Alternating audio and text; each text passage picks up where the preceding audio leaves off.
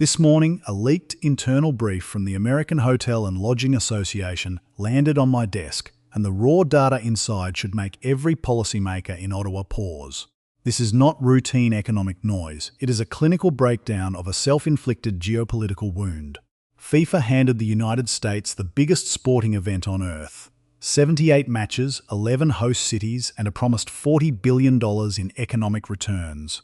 The State Department's own digital portals were loudly projecting a historic influx of 10 million international visitors to US soil. Yet, as the tournament opened, 176,000 unsold tickets sat cold on the official resale portal during the opening group stage alone. Hotels across major American hubs are aggressively cutting rates, and international flight bookings to US venues have cratered by 14% year over year.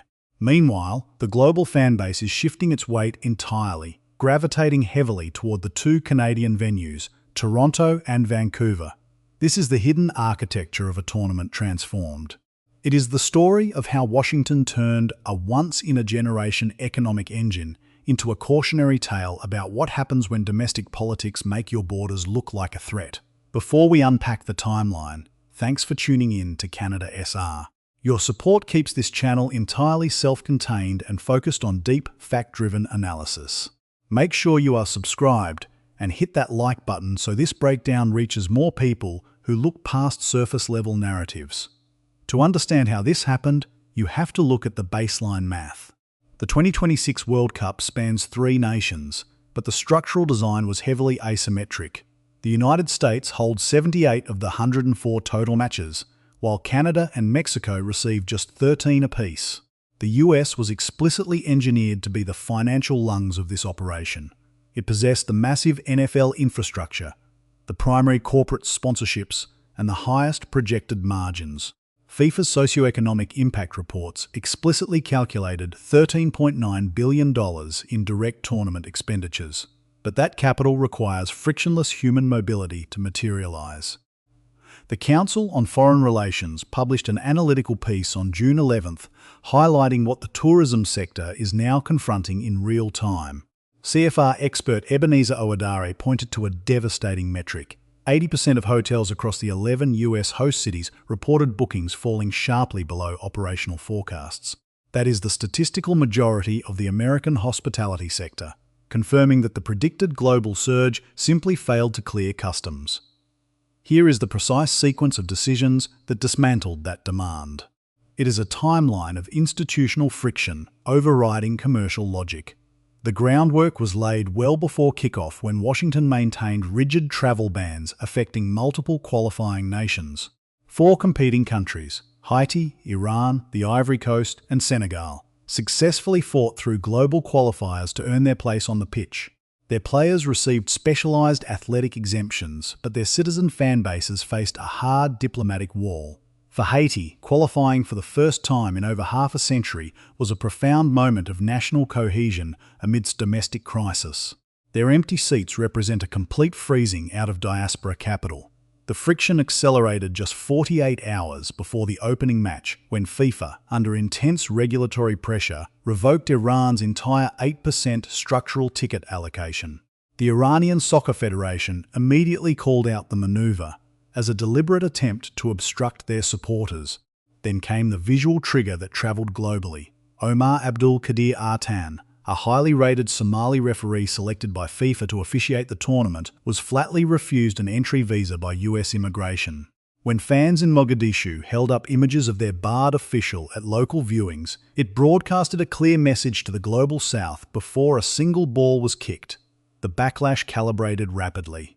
In the Netherlands, an online petition demanding the national team withdraw over entry restrictions gathered 174,000 signatures.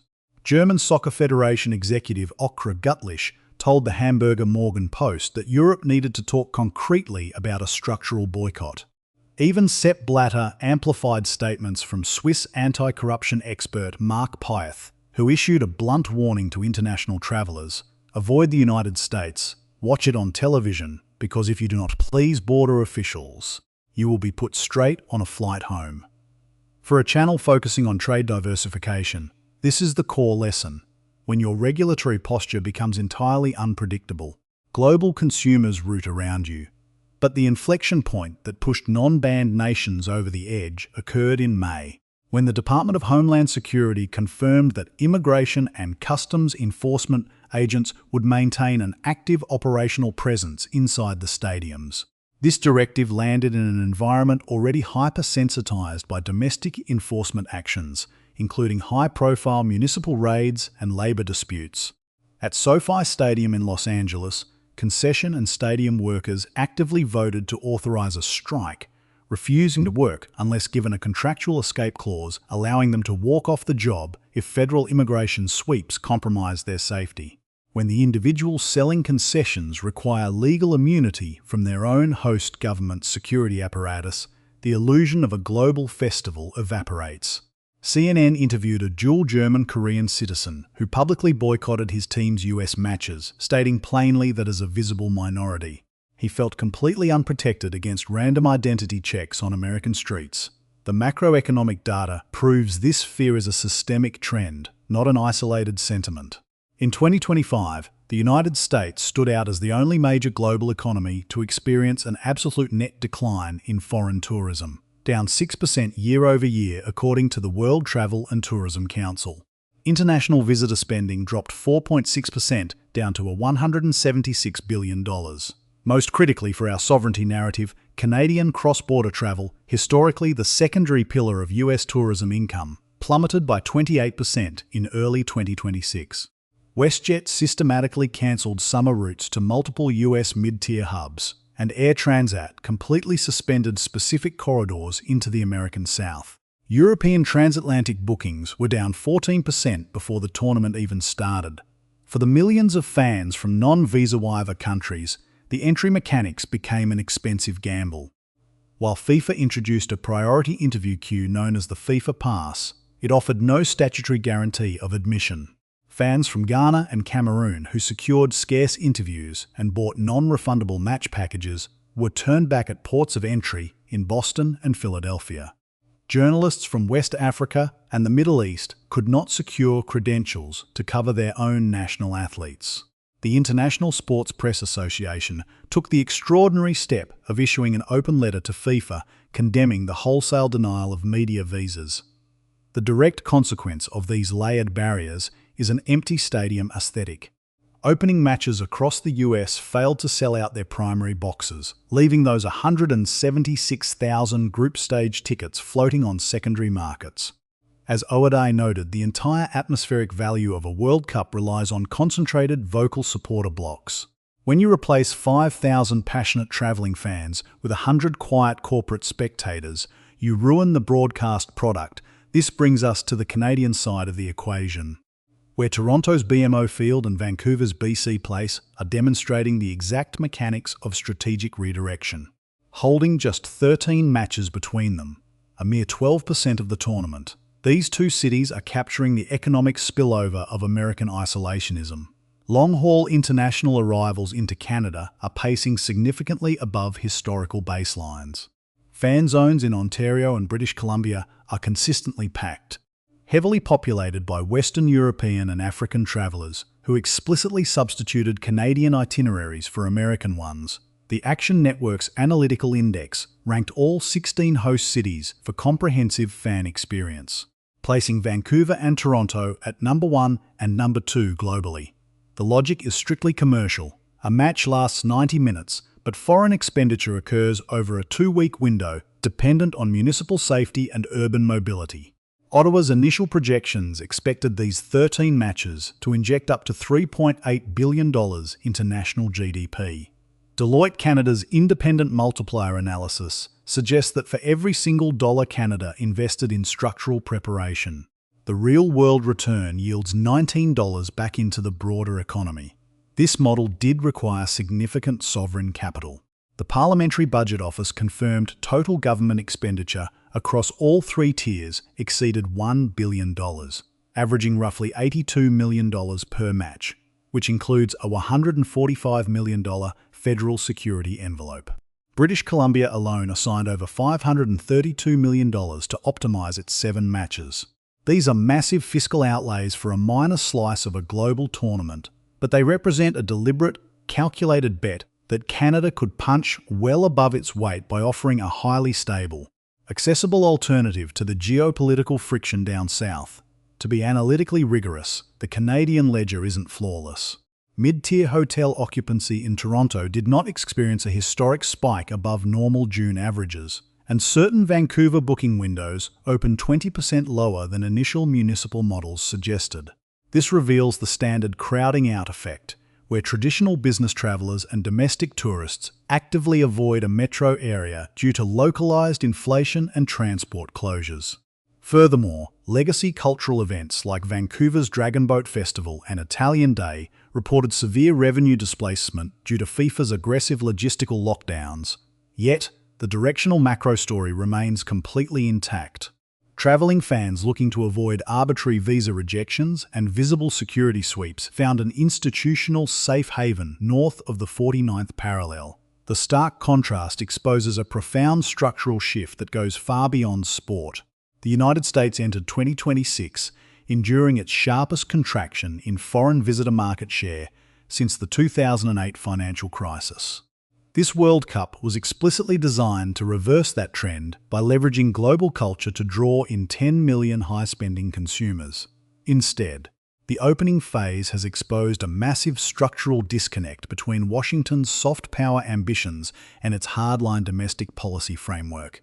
The banned fans are physically absent. The vulnerable fan demographics chose Vancouver and Toronto to mitigate personal risk. And the standard middle-class international consumer, looking at volatile fuel costs, high US ticket pricing, and the militarized reality of stadium security, simply chose to watch the broadcast from their living room. The stadiums will eventually fill for the final rounds, the broadcast feeds will display clean angles, but the multi-billion-dollar soft power windfall promised to the United States economy has largely evaporated. The country designed to be the undisputed anchor of the world's greatest show is watching its most valuable global audience stand firmly on Canadian soil. But this divergence in visitor numbers is only the surface layer of a much deeper, more permanent realigning of North American trade architecture. But this divergence in visitor numbers is only the surface layer of a much deeper, more permanent realigning of North American trade architecture. To truly grasp why the crowd is migrating north, you have to look past the empty seats in California or New Jersey and dissect the technical architecture of the hosting agreements themselves. This is where the strategic logic becomes undeniable. When the multi-jurisdictional bidding process took shape, Washington treated the tournament as a foregone commercial conclusion, assuming its massive corporate apparatus would automatically absorb the cost. Ottawa, operating under an explicit mandate for trade diversification and sovereign visibility, approached the tournament with the precision of a state-backed infrastructure fund. The result is a hyper-detailed legal and financial matrix where Canada systematically hedged its risks, while the American model suffocated under its own domestic border enforcement. To break down this architecture cleanly, you must look at the specific financial mechanisms engineered by the Canadian Treasury, the provincial cabinets, and municipal secretariats. The numbers are not merely line items, they represent a highly synchronized three-tiered fiscal defensive wall designed to extract maximum sovereignty from a notoriously rigid FIFA template. First, look at the sovereign funding split compiled by the Parliamentary Budget Office. The total public expenditure for Canada's 13 matches sits at precisely 1.066 billion Canadian dollars. Rather than leaving the municipal hosts exposed to structural deficits, which is exactly what is happening to local host committees in the United States, the Canadian federal government constructed a targeted $473 million multi-agency support envelope. This was not a generic grant. It was strategically deployed across the Spring Economic Update and Budget 2025 to isolate and absorb the most volatile expense of any modern mega event: public safety. Parliamentary Budget Officer Richaud II, by allocating $145 million in direct federal security transfers, splitting $100 million to British Columbia and $45 million to Toronto, Ottawa effectively removed the financial wildcard from local balance sheets. This federal shield funded the deployment of the Royal Canadian Mounted Police, the Canada Border Services Agency, and the Canadian Air Transport Security Authority. While American cities are currently battling local budget shortfalls because Washington leaves local organizing committees to bear the brunt of local security logistics, the Canadian architecture ensured that half of every federal dollar went directly into stabilizing the border and stadium perimeters, creating an identical, frictionless entry standard for all incoming non-banned nations. Parliamentary Budget Officer Richaud 2 examined the internal municipal engineering designed to insulate local taxpayers from the $82 million per match cost. In Toronto, where the city-level hosting cost was capped at $380 million, the Secretariat negotiated a conditional intergovernmental framework.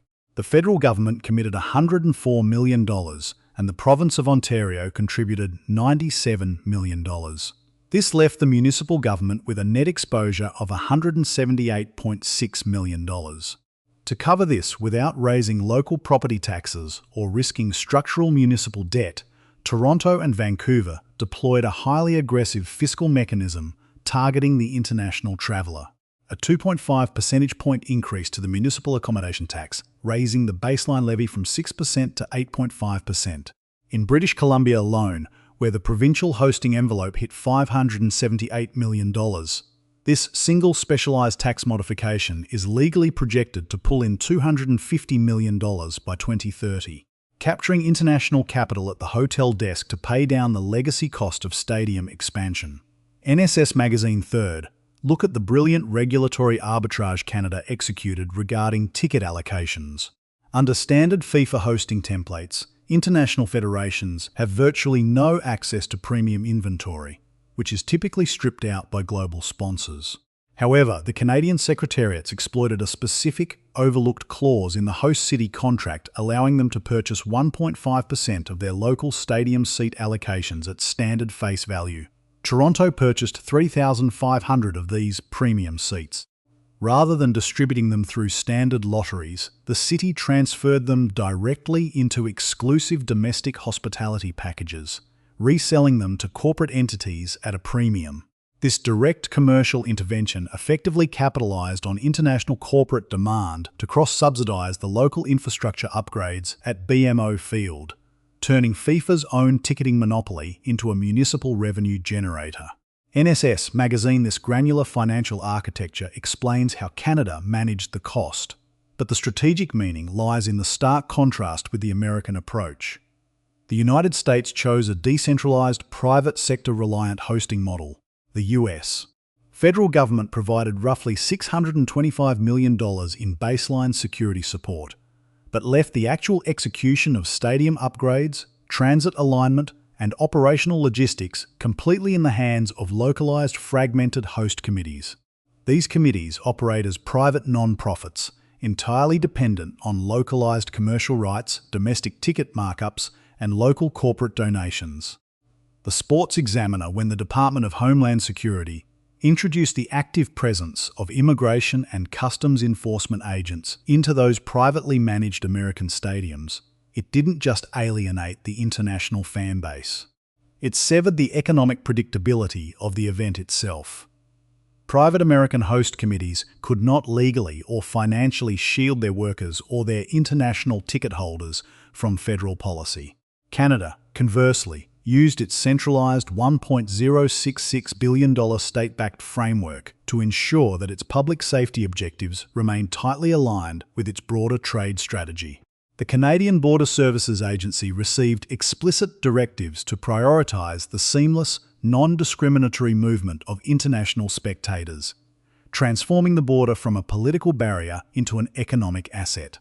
Canada.ca. What this means for the broader landscape of Canadian sovereignty is a complete validation of tactical diversification.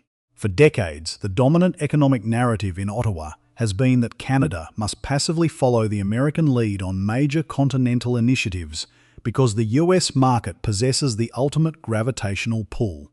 This tournament proves the exact opposite. When the United States chooses to weaponize its border mechanics and inject domestic immigration politics into international agreements, it creates an immediate commercial vacuum. By maintaining a highly stable, predictable, and rule-of-law-driven regulatory environment, Canada did not just host a few soccer matches. It systematically intercepted a significant portion of the global sports economy. The 19-to-1 GDP multiplier calculated by Deloitte is not an accident of geography. It is the direct return on investment for a country that chose to keep its doors open while its larger neighbour closed theirs. Every international booking redirected from an American venue to a Canadian one represents a direct transfer of foreign currency from the US hospitality sector into the Canadian service economy. But as the group stage intensifies and the structural cracks in the American hosting model deepen, a far more critical geopolitical question begins to emerge on the horizon. By engineering an insulated fiscal defensive wall and turning FIFA's rigid structural template against itself, Canada has effectively capitalized on an immediate continental vacuum.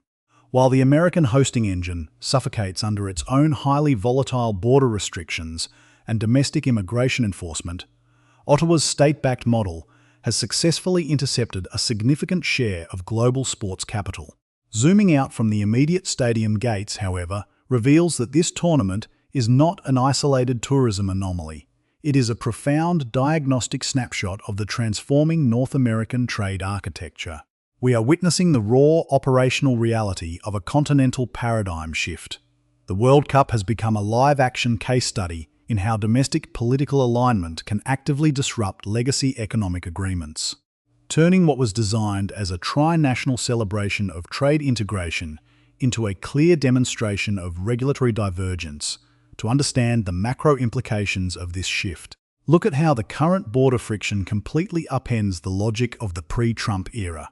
When Canada, Mexico and the United States initially finalized their joint hosting bid back in 2017, the continental baseline was anchored in the spirit of cross-border synergy. The structural assumption that capital, labour, and international consumers could move seamlessly across the single macroeconomic space. The legacy narrative was one of absolute integration. Today, that integration is confronting a hard boundary. The second Trump administration's decision to mandate targeted social media screenings, halt immigrant visa processing for 75 countries, and insert federal ICE agents into stadium concession areas represents the complete prioritization of nationalistic border security over commercial predictability. Washington has fundamentally altered its stance on international agreements, signaling that even multi-billion-dollar global commitments must bow to domestic political enforcement. Council on Foreign Relations for Canada's long-term trade diversification strategy, this behavioural shift has massive consequences across three critical sectors: immigration, transportation, and international alliances. First, consider the direct impact on human mobility and the broader services sector. By maintaining a stable, predictable and rule-of-law-driven entry framework during this crisis, Canada has demonstrated to the global business community that its borders remain decoupled from hyper-partisan domestic swings. When multinational corporations, international sports bodies and global software firms look at the logistical nightmare currently unfolding at US ports of entry, where even accredited West African journalists and FIFA-selected officials are summarily turned back, the corporate risk calculation shifts. Canada is no longer just a secondary market adjacent to the United States. It is a critical sovereign sanctuary. The seamless performance of the Canada Border Services Agency and Immigration, Refugees and Citizenship Canada in handling the World Cup volume establishes a permanent institutional precedent. It proves that Ottawa can execute massive international data sharing and screening protocols without triggering local labour strikes or alienating the global south, positioning the country as the preferred North American hub for future high-stakes international commerce. Second, look at the structural realignment occurring within the transportation and energy sectors. The reduction of cross-border flight paths by carriers like WestJet and Air Transat, coupled with the sharp 28% drop in Canadian cross-border travel, is a leading indicator of a thickening border. As Washington tightens its regulatory grip on transit corridors, the physical networks that underpin continental supply chains begin to adapt. For decades, Canadian tourism and logistics were heavily dependent on American hub-and-spoke networks. The systematic redirection of international bookings directly into Toronto and Vancouver forces a permanent infrastructural decoupling. This acceleration of direct long-haul international routes strengthens Canada's independent aviation architecture, reducing its structural reliance on American transit infrastructure. When global logistics networks route around the United States to avoid regulatory friction, Canadian ports, airports and transport corridors gain a long-term competitive advantage that persists long after the final match is played. Third, this divergence shifts the balance of global alliances and soft power diplomacy. The United States has historically relied on mega events like the World Cup and the upcoming 2028 Summer Olympics to project an image of open, undisputed global leadership. By executing a policy framework that excludes qualified nations and triggers widespread European boycott discussions, Washington is actively eroding its soft power capital. Canada, conversely, by maintaining a neutral, rule-based approach, has successfully insulated itself from the diplomatic blowback. The joint statement from Minister Rechi Valdez and Secretary of State Adam Van Koeverden explicitly framed the tournament as a platform to showcase Canada's inclusive infrastructure to the world. In the theatre of global diplomacy, this allows Ottawa to quietly position itself as a reliable, predictable partner for international institutions at a time when the United States is increasingly viewed as a volatile actor. Subscribe to Canada SR for clear, fact-driven analysis on how these structural shifts affect our sovereign future. Canada.ca. Ultimately, the lesson of this World Cup goes far beyond sports tourism or municipal hotel levies. It is a stark warning that the geographic proximity of a massive market cannot guarantee economic stability if that market chooses to weaponize its border mechanics. For decades, the dominant consensus in Ottawa has been that Canadian prosperity requires unconditional compliance with Washington's continental directives. This tournament proves the exact opposite. When the United States closes its doors, Canada's economic sovereignty depends on keeping its doors wide open. By providing a highly functional, predictable alternative, Canada has shown that it can successfully navigate American volatility and extract independent strategic value from a shared continental asset. The stadiums in Vancouver and Toronto are demonstrating that global capital will always seek the path of regulatory resistance. As the tournament moves toward the knockout rounds and the financial shortfalls of the American hosts become mathematically undeniable, the true depth of this continental fracture will become clear. But the most consequential question remains unanswered.